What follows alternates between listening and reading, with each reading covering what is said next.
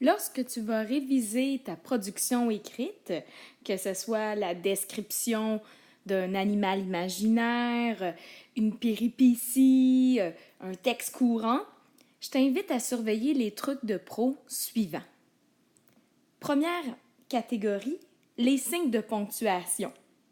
Je t'invite à ajouter une virgule devant le mais. Donc la virgule est à gauche du mais et non pas après. À ajouter une virgule aussi devant le quart, donc juste avant. Et finalement, le point final de ton texte. Sur le brouillon, en général, tu ne l'oublies pas. Cependant, lorsqu'on retranscrit le propre, pressé par le temps, on peut oublier le point final. Donc, révise ton propre et assure-toi que le point final soit là. On n'insistera jamais assez sur l'importance du choix du vocabulaire. Si tu répètes toujours les mêmes mots, le lecteur va se lasser et, évidemment, la qualité de ton texte s'en trouvera amoindrie. C'est important d'avoir des synonymes des verbes avoir ou être ou carrément de trouver une autre formule, une autre formulation pour éviter ces verbes qui sont peu précis, redondants et qui ne contribuent pas à l'ambiance de ton texte.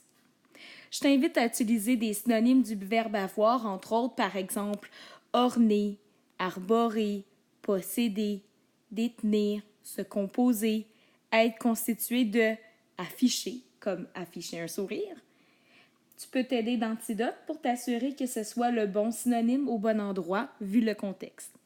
Pour ce qui est des synonymes du verbe être, on en nomme quelques-uns, constituer, se trouver, loger, habiter, il en existe beaucoup d'autres. Je t'invite également à ne pas utiliser d'abréviation. Écris les mots au complet. Par exemple, ado, on va plutôt écrire adolescent.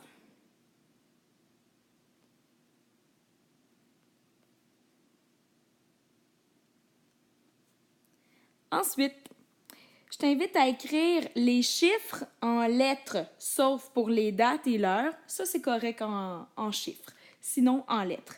Par exemple, l'animal imaginaire possède 4 pattes, 4, Q-A-T-R-E. Attention pour le mot tout à coup, qui débute très souvent un élément déclencheur. Il s'écrit en 3 mots. N'oublie pas l'accent sur le A. Il n'y a pas de trait d'union. Et lorsque tu es en train de faire quelque chose, en train s'écrit en 2 mots. En train en un mot existe, c'est un nom et ça veut dire avoir de l'entrain, avoir de l'enthousiasme. Pour ce qui est de la syntaxe, ne commence pas une phrase par « et » ou « mais ». Je sais que tu as déjà lu des textes, des romans où il y a des phrases qui commencent par « et » ou « mais ». Cependant, ce n'est pas encore accepté par la grammaire, étant donné que ce sont tout simplement des coordonnants. Ensuite, les si mangent les raies. Peut-être que tu as déjà entendu ça au primaire. Par exemple, si j'étais astronaute, je visiterais Neptune. Donc, le parfait est tout de suite après le petit si. Ensuite, l'autre verbe est au conditionnel.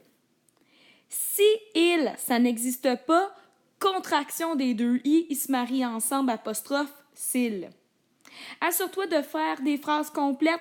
Tu devrais avoir toujours un groupe sujet et un verbe conjugué. Si jamais tu as tendance à faire des phrases trop longues, assure-toi de réduire la longueur de tes phrases. Ça va t'aider beaucoup à éviter des problèmes de syntaxe et également de ponctuation. Les homophones. Attention à l'homophone tout. Tout le monde a. Même si ça représente beaucoup de personnes, le monde, ça reste au singulier, T-O-U-T, le verbe est au singulier, a. Toute la population est. Même si, encore une fois, la population représente énormément de personnes, la population, ça reste féminin singulier. Donc, il en est de même pour ton déterminant toute et ton verbe se trouvera également au singulier. Ensuite, tous les monstres. Tout, dans ce cas-ci, est un déterminant. Alors, il s'accorde avec le nom, comme les est un déterminant. Dans ce cas-ci, ça s'accorde avec monstre, masculin pluriel, donc tout, T-O-U-S.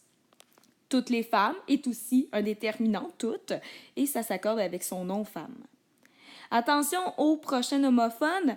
Si tu écris C''EST, c'est parce que tu peux le remplacer par cela est. Si tu écris S''EST, c'est parce qu'il y a déjà un sujet avant. Par exemple, il s'est blessé.